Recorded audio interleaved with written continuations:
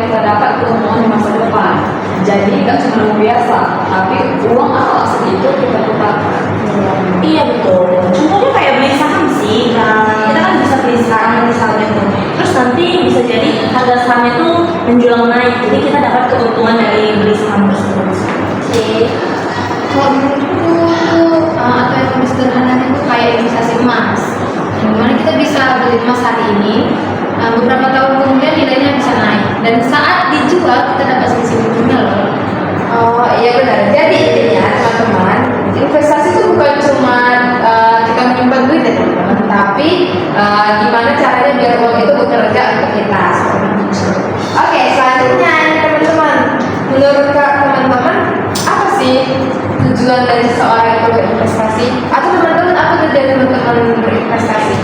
Kalau aku pribadi sih ya, itu pastinya buat jaminan masa depan sih ya. Karena kan misalnya contoh bisa bilang itu dana pensiun. Jadi kita nggak perlu repot-repot lagi mikirin gimana biaya nanti di masa tua kita. Oke. Nah, selain itu, tujuan lain bisa buat pendidikan anak. Orang tua investasi dari sekarang supaya biaya kuliah nanti nggak kaget banget. Bahkan ada juga investasi untuk kebebasan finansial. Nah, yang maksudnya tuh gini teman-teman, ya nggak harus kerja keras seumur hidup karena sudah ada penghasilan pasif dari investasinya. Gitu. Wah, keren ya teman-teman, tak ngerti nih apa tujuan dari investasi itu semacam persiapan ya teman-teman. Gak cuma mikirin hari ini, tapi juga mikirin 5-10 tahun ke depan. Pastinya. Oke, selanjutnya teman-teman nih, praktek investasi apa nih yang udah teman-teman kuasai di kehidupan teman-teman? Kalau aku sendiri aku paling paham reksadana nih. Kenapa? Karena soalnya gampang teman-teman. Kenapa gampang? Karena ya tinggal sumber dana. Nanti kan ada manajer investasi yang kelola. Terus kita tinggal pantau aja tuh hasilnya. Gitu loh teman-teman. Tapi kalau aku pribadi sih ya, itu aku lebih ke prefer yang investasi masih. Karena kan kita tahu gimana orang zaman dahulu kan kayak orang tua kita, mesti kita udah diajarin untuk investasi emas kan.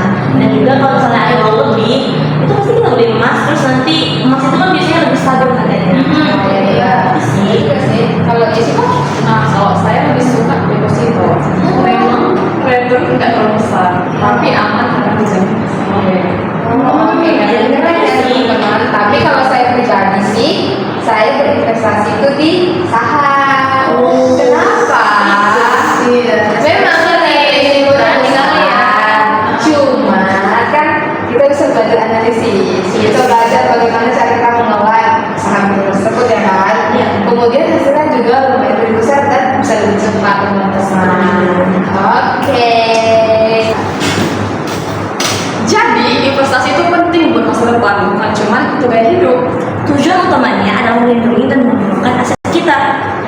Dan kita bisa pilih investasi sesuai yang kita pahami dan sesuai risiko masing-masing. Yuk mulai dari